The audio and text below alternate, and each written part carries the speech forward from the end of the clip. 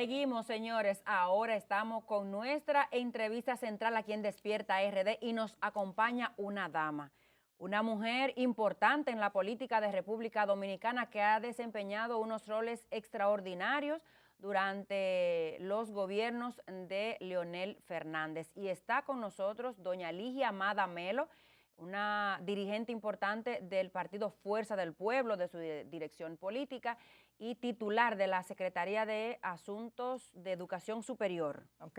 Buenos días, doña Ligia, Buenos ¿cómo está días, usted? buenos días, Doña Ligia, encantada. bienvenida. Gracias, Placer tenerla igual. aquí. Gracias. Ayer ustedes estaban en un acto, vi ahí como que juramentaban profesores de la Sí. UAS y Sí. demás. No solamente de la UAS, fíjate. 12 universidades era, doña Ligia. No, se juramentaba la Secretaría de Educación Superior. Ok.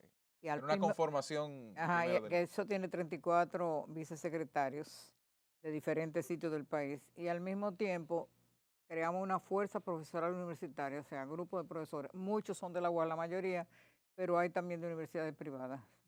Eso es como un apoyo a la fuerza del pueblo para asuntos relativos a la educación superior. Estuve en el acto cubriendo la... ¿Tuviste ya? Sí, señora, ahí la vi cuando usted estuvo hablando su discurso de transformación, de los retos que tiene la educación Sí. superior Sí. en República Dominicana, que el presidente estuvo, por lo que dijo, complacido con los planteamientos que usted hacía delante de estos profesores, que son, por supuesto, quienes llevan la voz cantante Claro. en la educación superior aquí en República Dominicana. Claro. Algunos de esos retos, Bueno. el más preponderante que usted piensa que no se ha aplicado o que está descuidado en términos educativos en República Dominicana. A nivel superior, fíjate, bueno, hay muchos, como tú viste, fueron 11 retos que yo Sí. cité. Tenemos retos que son de nivel nacional y retos que son de carácter internacional. O sea, internacional me refiero a los compromisos que tenemos con la UNESCO, o sea, con los objetivos de desarrollo sostenible. El número 4 se refiere a la educación. La agenda, ellos tienen una agenda 2030, o sea, hasta el 2030. Y ahora mismo, precisamente, la semana que viene se va a celebrar la tercera conferencia de educación superior de la UNESCO en Barcelona, España. Y para ello, entonces, la IESAL, que es la asociación de la institución de la UNESCO para América Latina y el Caribe, llevó 10 propuestas y yo hice referencia a ella también. O sea que hay compromiso, el país tiene que cumplir con los compromisos internacionales, pero al mismo tiempo los retos de nosotros son muchos, ¿no? Nos preocupa muchísimo, por ejemplo, la deserción grande que se dio con motivo de la pandemia, que fue de un 40%. Los jóvenes que van a estudiar y que tienen que trabajar y estudiar es un problema serio porque eso implica que no pueden dedicarse a tiempo completo, es un estudio mediatizado y no salen con las competencias que se requiere en el día de hoy. Y en sentido general, si te resumo, nosotros estamos retrasados en muchos sentidos. Primero porque muchas carreras que tienen las universidades no son necesariamente las que el país necesita. Y no solamente las que el país necesita en el momento actual, sino tenemos que pensar en el futuro. El mundo va caminando muy rápido. Entonces, esos cambios tan rápidos requieren de que nuestros estudiantes entonces tengan unas competencias que les ayuden precisamente a tener creatividad y enfrentar esos retos. Por ejemplo, el uso de la tecnología todavía es muy limitado, a pesar de que con la pandemia se hizo, pero de una manera mediatizada, porque no tenemos todavía la cantidad suficiente de conectividad, ni todos nuestros estudiantes tienen los dispositivos, o sea que ahí hay una limitante grande. Limitante, ya te decía, de los estudiantes que tienen que trabajar y estudiar. Y una limitante muy fuerte que tenemos es que muchas de las carreras, que es lo que te estaba diciendo, no responden a las necesidades. O sea, insisto en que deben hacerse estudios cuáles son las necesidades del país por regiones para que precisamente las universidades tengan las carreras que el país necesita y además carreras que lo proyecten al futuro. O sea, ¿qué hacer? O sea, en el futuro ya va cambiando mucho y no se puede tener las mismas carreras. Cuando yo fui secretaria o ministra de Educación Superior, Ciencia y Tecnología, realizamos varios estudios precisamente de necesidades con una empresa dominicana y hace esos estudios. También tenía reuniones sistemáticas con los empresarios para preguntarles cuáles eran sus necesidades. Las demandas, sus necesidades, y eso daba muchos resultados, pero cuando uno entonces la discute con las universidades cambian muy poco, o sea, se le entregaba ese documento, se discutía con ellos, pero eso no siempre la toman en cuenta. Muchas veces las universidades toman en cuenta lo que los estudiantes quieren hacer, lo que los estudiantes quieren estudiar. Y a veces los muchachos cogen una carrera, ni siquiera saben si tienen condiciones para ellos, ¿no? Como yo digo, por contentillo, o sea, como por la tradición. Mi amiguito estudió esto, Mi papá estudió aquello. y luego se O encuentran o mi papá le quiere que yo sea tal cosa. exactamente, y luego se encuentran con que No hay espacio en el mercado para desarrollarse. exactamente, no hay plaza en el mercado. Esos son déficits grandes que tenemos.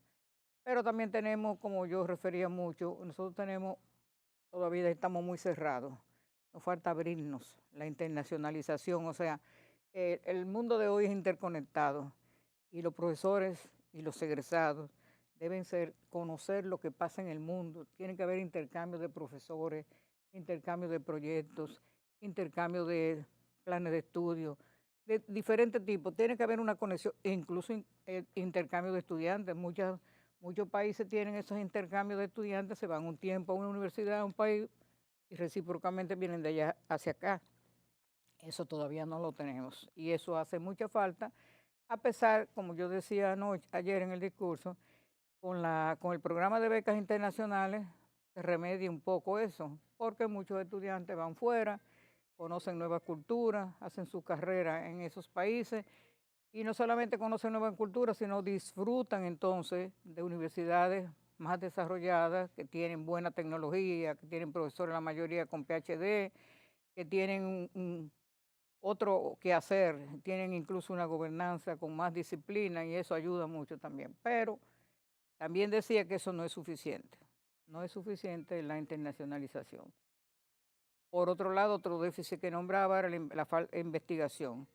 En eso se ha progresado un poco porque en nuestro ministerio, a partir del 2005, creamos lo que ustedes han oído mucho, Fondo Sí, que es que el Estado financia investigaciones. Y eso ha permitido que muchos profesores que solamente se dedicaban a la docencia, sin embargo, entonces, con el financiamiento del gobierno, a través del Ministerio de Educación Superior, Ciencia y Tecnología, se han lanzado a la investigación. ¿Es suficiente la inversión en ese Pero sentido? no, claro que no. Apenas yo llegué a 227 millones. Eso es una cosa irrisoria. Ahora el ministro muy dice poco, que ya muy poco. llegaron a 300, muy poco.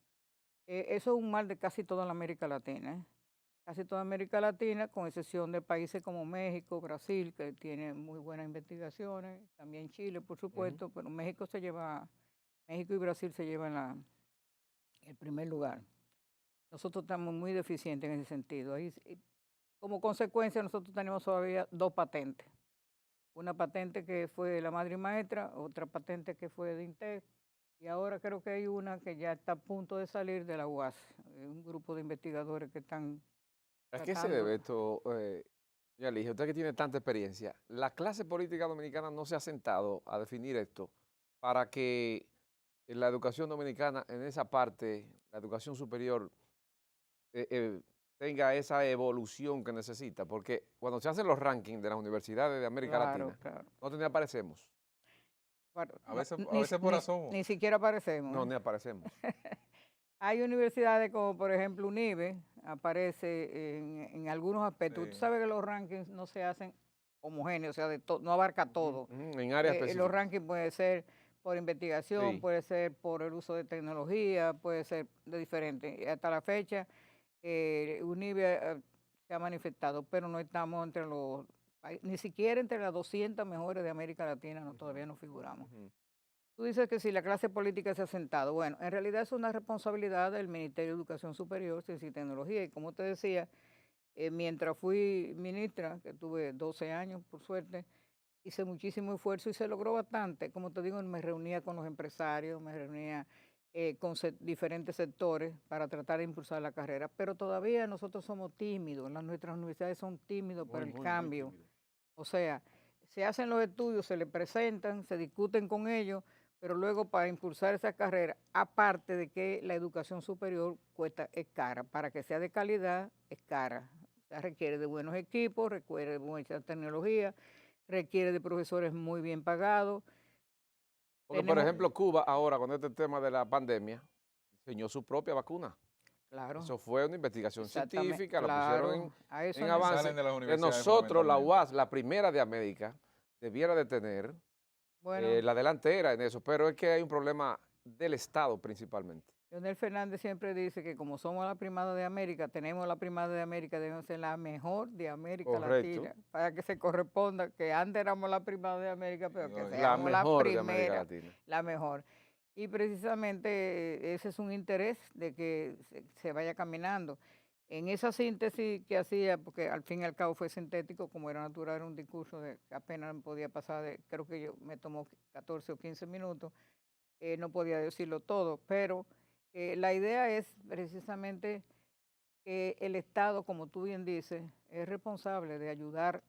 Por ejemplo, la Universidad Estatal necesita indudablemente más Claro. recursos, pero no solamente la Universidad Estatal, tiene que haber facilidades también a universidades privadas y tiene que haber, sobre todo, mucha ayuda a los estudiantes. Por ejemplo, que un estudiante tenga que estar trabajando y estudiando es fuerte, pero si ese estudiante recibe una ayuda del Y Estado se dedica a mientras está eso. estudiando, se Sí. dedique a eso e igualmente, si un profesor se dedica a la investigación, por ejemplo, los profesores que se están dedicando a la investigación no requieren una remuneración especial por eso. Las universidades incluso tienen muy pocos recursos dedicados a la investigación. Apenas se mantienen con lo que el fondo sí, que es el gobierno, le aporta, pero cuando un profesor, por ejemplo, la UAS sobre todo, nada más es la única que cuando un profesor se dedica a la investigación, se le exonera de creo que 5 horas de clase que se le pagan, pero eso es mínimo. No, imagínate. O sea, es tener sí. una universidad desarrollada, es tener profesores, a los buenos investigadores investigando y un mínimo de clase, un mínimo, ¿qué te diría yo? 3 horas semanales o 5 horas semanales. Para que Para se que puedan concentre. dedicar a la Exactamente, investigación, para ¿no? no, pero es dedicado a tiempo completo y no solamente el profesor dedicado, sino tener también los equipos para poder hacer Doña investigación. Ligia, se ha hablado mucho, algo que vincula tanto a la educación superior como a la educación preuniversitaria, sobre el tema de la preparación de los docentes de la educación preuniversitaria. Bueno, Y ayer veía, por ejemplo, el periódico Diario Libre, ya la periodista Socorro Arias ha hecho varios trabajos sobre el tema. Ahí está la información de que unas 360 becas se van a entregar a profesores de excelencia, pero está el tema de que la mayoría se quedan fuera porque no cumplen con los requisitos, no pueden pasar ni siquiera el examen de oposición, porque no cumplen con los requisitos básicos para ingresar a la docencia en la clase. ¿Qué hacer con eso cuando el Estado invierte tanto en ese elemento? bueno, ese es uno de los principales problemas que tenemos. Y ustedes habrán visto mucho en la prensa, yo he hablado, salió varias entrevistas en televisión y varios profesores y varios educadores han hecho. El último que salió fue de Juan Ariel Jiménez, muy bueno, anteayer. O sea, tratando sobre eso. Mira, la formación de maestros para los niveles inicial, primario y secundario le corresponde a las universidades, ¿verdad? Pero ¿qué ocurre? Esa formación no responde a las necesidades actuales. Es una formación todavía muy tradicional, es una formación mucho para hacer más de lo mismo. Yo he luchado mucho eso, me ha tocado a mí trabajar mucho con eso. Primero fui directora de pedagogía en la UAS, donde traté de impulsar y logré. Y luego en los 12 años, como le digo, en el MESI hice muchísimo esfuerzo. 2 reformas hicimos, una en el 2011 y otra en el 2015. La última del 2015, que es superior a la del 2011, plantea, es bien, vamos a decir, exigente. Exige primero que los que vayan a estudiar educación tengan condiciones para ello. ¿Cómo detectarlo? A través de 2 pruebas. Una prueba para determinar las capacidades cognitivas y otra que es para determinar contenido, dominio de contenidos y al mismo tiempo la capacidad de razonamiento, la capacidad de comprensión, porque un profesor tiene que tener una buena capacidad. La primera prueba siempre se aplica, que es lo que llamamos POMA, que se aplica en el ministerio, y la segunda se hace a través de una prueba internacional que se logró a través de una licitación internacional, el College Board, se aplica en diferentes países de América Latina. Pero aparte de eso, se exigía también, o se exige, es la 0915, la ordenanza 0915, que los profesores que vayan a impartir docencia en las universidades, en la formación de profesores, deben tener maestría en el área que vayan a enseñar, no Correcto. una maestría en general de educación superior, sino que química, química, si es matemática, matemática, que sean especialistas. Pero otra cosa muy importante que introducíamos era el dominio de la neurociencia. Resulta, bueno, en la Ese es neurociencia, como ustedes fundamental. saben, Muy es importante. cómo funciona el Claro. cerebro Sí. y cómo funciona el cerebro y cómo se producen los aprendizajes. Claro. Si el profesor no domina cómo funciona el cerebro y cómo funciona el aprendizaje, los métodos que se usan, la metodología, es prácticamente por ensayo y error, si me da resultado o no me da resultado. Consecuencias, ¿qué es lo que más se usa? La memorización. Y no que la memoria no sea buena, porque si tú no recuerdas lo que te aprendes, también tampoco Es es un bueno. problema también, exacto. Pero no que te va a hacer nada más la memorización, tiene que tener una buena comprensión. Sobre esa parte, doña Ligia. Entonces, esa neurociencia, esa 0915 la hace obligatoria. Antes de hacerla obligatoria, yo me dediqué precisamente a formar profesores en ese sentido y traía profesores de España, de la Complutense de Madrid, dimos 9 cursos de neurociencia donde participaban profesores de las diferentes universidades. Otro requisito es el uso de la tecnología. Ya la tecnología es imprescindible porque hay mucha información que los profesores no tienen que estarla supliendo en el aula porque tú la vas a encontrar en las plataformas digitales, en lo que se llaman las prestadoras de servicios. Tantas informaciones que a veces están más actualizadas que en los libros. Bueno, lo que se publica un libro, se difunde, cuando tú vienes a ver, ya ese conocimiento ha sufrido una obsoleto. evolución, mientras que, como tú sabes, en las plataformas digitales, bueno, pues eso es más actualización. El profesor tiene que auxiliarse de la tecnología indudablemente digital, eso es imprescindible. Y así como ellos, varios requisitos, ¿no? Más práctica docente, más práctica innovadora, bien. ¿Qué ocurrió? Ocurrió que como tenemos, desgraciadamente, que nadie se alegra de ello, nuestros bachilleres salen con muy poca formación, con muy baja calidad, se quemaban la mayoría en las pruebas de ingreso para estudiar educación. Eso trajo como consecuencia que entonces los rectores, como le bajó entonces la Le bajó el matrícula, ingreso, exacto. entonces presionaron al Ministerio de Educación. Ya yo me había ido, eso se creó en el 2015 y yo me fui en diciembre, yo me fui en el 2016. O sea, ya cuando Danilo me sustituyó en el 2016, a mí no me toca aplicarla. Entonces empiezan a ceder. ¿Qué pasa? Al ceder, con la presión de los rectores, están entonces en un proceso de modificación. Fundamentalmente, ¿cuál es la modificación que van a introducir o que están introduciendo?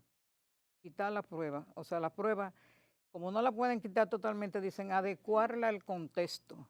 Okay. ¿Qué significa adecuarla al contexto?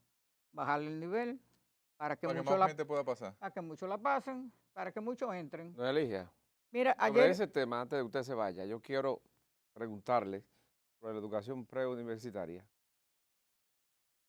El 4% comenzó a aplicarse desde el año 2013 hasta la fecha. Necesita una evaluación nuevamente de que los sectores sociales se sienten y evalúen si hemos tenido resultados positivos o negativos del proceso educativo. ¿Usted entiende que esto necesita una revisión ya? Ese se ha hecho mucho, se han hecho varios, incluso Educa la que más evaluación ha hecho sobre... Pero convocar todos los sectores como se hizo con la firma del pacto. Bueno, podría ser. Para que se evalúe. Bueno, en el pacto precisamente no se evalúa el 4%, pero sí se dice cuáles son los requerimientos, hacia dónde debemos caminar. Sí. Y ahí está la evaluación. Si no se ha logrado, si seguimos con los niveles bajos, es porque hay. Fíjate tú, mira, con el 4%, y quiero ahorita referirme otra vez a lo de la formación, con el 4% muchas veces no se ha manejado indudablemente, yo no quiero decir que ha habido distorsión del dinero, eso no me estoy refiriendo. Me estoy refiriendo, por ejemplo, se dice muchas veces, se concentró mucho en la construcción de aulas. Sí. No, es cierto que la construcción de aulas era necesario, porque, por ejemplo, cuando yo fui secretario de Educación, ya me estoy refiriendo al 96-2000, habían 500,000 niños fuera de la escuela. ¿Y qué pasa? Que la mayor parte de los locales escolares, en un mismo local funcionaban hasta 3 escuelas. Una por la mañana, una por la tarde, una por la noche. Podían dar 2 horas de clase o 2 horas y media de clase. Entonces necesitaba construcción de aulas, pero esa construcción de aulas no fue tan bien planificada, porque tú vas por una carretera y te vas a encontrar que encuentras 2 escuelas de tres plantas, muy cerca una de otra. Y te encuentras un sitio entonces lejano donde no hay no tiene. ¿Usted va al este ve una escuela anclada en una montaña? Exacto, no respondió a una planificación muy exacta. Se invirtió en formación de maestros con becas, pero como te digo, esas becas que se le dan a los profesores para estudiar tienen que estar muy supervisadas. ¿Qué están haciendo las universidades con esa beca que se le dan Entonces, lo otro que te decía, y se dedicó muy poco a lo que verdaderamente los cambios sustanciales, vamos a decir, en el aula de clase, que requiere de profesores más capacitados. Por ejemplo, había que invertir más ayudando a la universidad en la formación de profesores, pero no solamente ayudándolo por darle dinero, no, supervisándola para que eso funcionara. Lo que te quería decir de la formación, que ayer vi una declaración de Hidalgo, el presidente de ADP, que a mí hasta me gustó. Él decía que si tenemos tanto déficit en la formación, que por qué en vez de formar tantos profesores nuevos no se tomaba del 4%, una gran parte, para actualizar a los profesores en servicio. Y yo estoy de acuerdo, porque él decía que tenemos 50,000, no sé si es cierto, pero él decía que tenemos 50,000 profesores que no están trabajando. Entonces, si tenemos tantos profesores que no están trabajando y tenemos muchos en las aulas que en realidad no están respondiendo a lo que necesitan los nuevos tiempos, pues el ministerio pudiera por 2 años decir, bueno, vamos a parar la formación de maestros nuevos y vamos a invertir este dinero en actualizar a estos profesores para que respondan a una educación verdaderamente de calidad. Bueno, muchas gracias, doña Elia, Ligia, por muchas habernos gracias. acompañado esta mañana. Sí, ya se fue esta media hora. Y bueno, Y ya fue media hora. y ya ya está, está usted media tiene- hora, para que usted vea cuando el ¿Cómo tema va está a bueno, ser? no Tiene lo mucho siente. contenido, doña Ligia. mucho Ligia contenido. Madamelo, ahí usted la escuchó, es Bien. la ex ministra de Educación Superior y de Educación también, ¿verdad? En República Dominicana, y ahí conoció sus planteamientos en primera instancia en el ámbito político y luego sobre lo que debemos abordar en el aspecto político no nacional. me preguntaron De un nada. bueno, cuando habló de la fuerza del pueblo, mañana, si Dios lo permite. se Le le voy a decir encuentra a Ada, en Ada, Despierta mira, tú RD. mandaste un programa que nada más me preguntaron de educación. Nos vemos, hasta mañana. Bien, encantada. Despierta, despierta.